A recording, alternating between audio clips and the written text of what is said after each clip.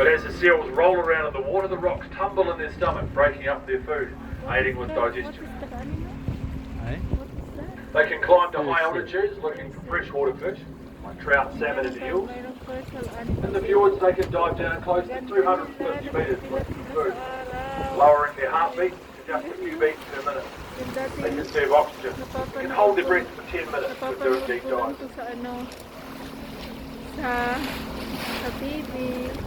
You notice they have small external ears, just like sea lions. Also, like sea lions, they have rotatable hind flippers so they can walk around on the rocks. They're different from most seals. And most seals have internal ears, and their flippers are only good for swimming, not climbing.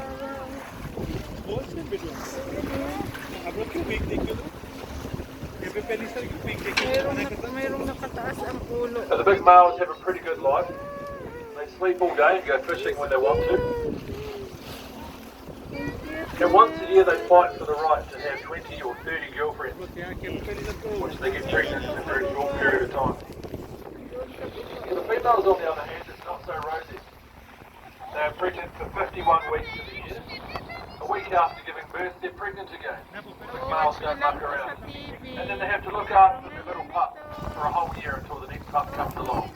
Pretty much they're pregnant and have mothers for their entire adult lives.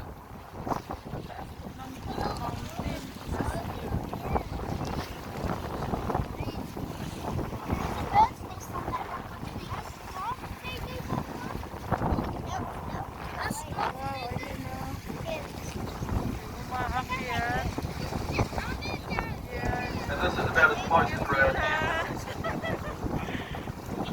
However, if you jump into the water, you can get as close as you like. And there are now seal swimming tours along the Kaikoura coast. You can handle the water temperature.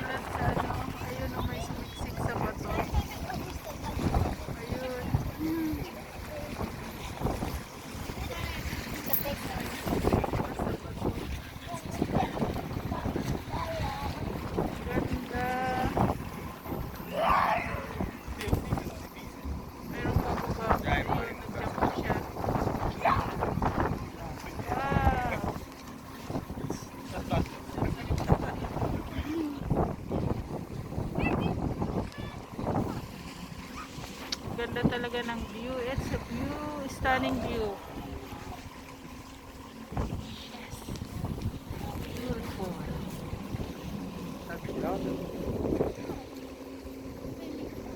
Right dito.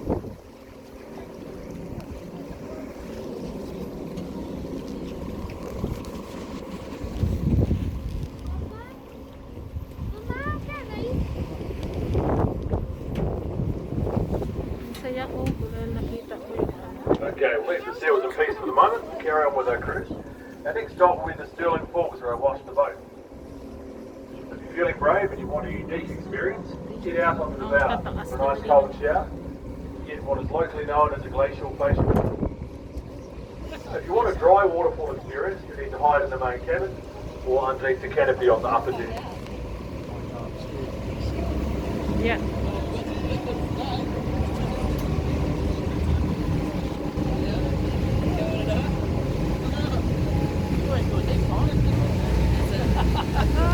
Tumbukin daw namin yung itong waterfalls na to. Punta namin. Grabe ang taas ng mountain, no?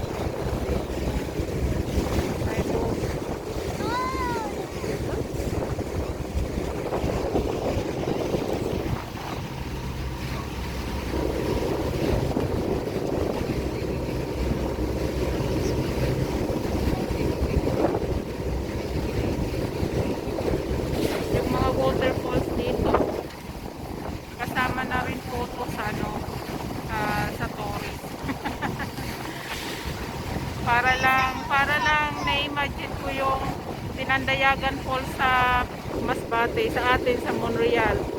Pero malaki ang big difference.